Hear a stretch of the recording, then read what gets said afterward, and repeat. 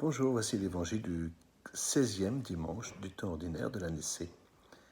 C'est dans l'évangile de Saint Luc, au chapitre 10, versets 38 à 42. En ce temps-là, Jésus entra dans un village. Une femme nommée Marthe le reçut. Elle avait une sœur appelée Marie, qui, s'étant assise aux pieds du Seigneur, écoutait sa parole. Quant à Marthe, elle était accaparée par les multiples occupations du service.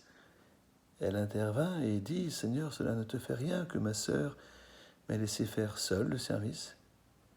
Dis-lui donc de m'aider. » Le Seigneur lui répondit « Marthe, Marthe, tu te donnes du souci et tu t'agites pour bien des choses.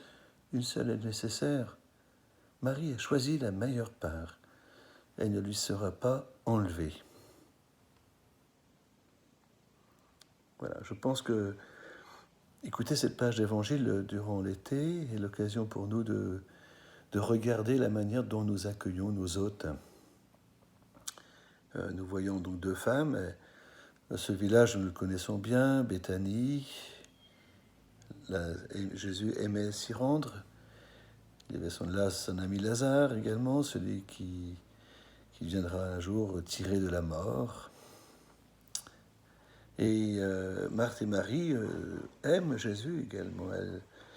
Elles veulent accueillir Jésus. Il y en a une qui s'affaire aux occupations, elle a de multiples occupations de service, et on peut deviner le ménage, la vaisselle, peut-être même le repas, et pourquoi pas le couchage. Et puis là, nous avons Marie qui écoute la parole. Alors, Jésus ne prend pas, enfin, on prend en estime bien sûr ces deux personnes. Je pense qu'il apprécie l'accueil qui lui est réservé.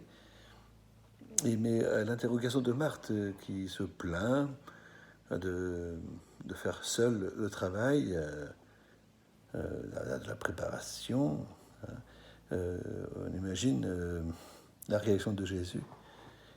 Et nous l'entendons. Pourquoi t'acheter de cette sorte? Une seule est nécessaire. Marie a choisi cette meilleure part, celle de m'écouter. Alors il y a une hiérarchie peut-être dans les valeurs, et peut-être que si au cours de cet été nous avons l'occasion d'être écoutés, d'écouter le Seigneur, c'est peut-être la meilleure part. Tout autour de ça.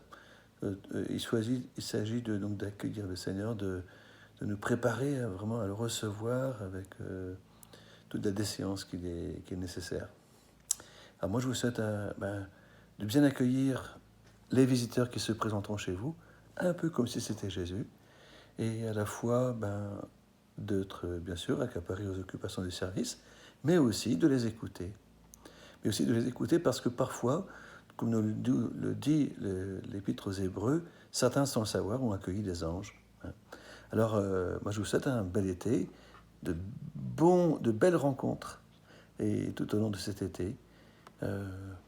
Portons dans la prière, bien sûr, ceux qui, d'une manière ou d'une autre, ne vivent pas un été comme ils l'auraient souhaité. Je vous souhaite à tous et à toutes une belle journée, un bon dimanche, une belle semaine et un bel été. Au revoir.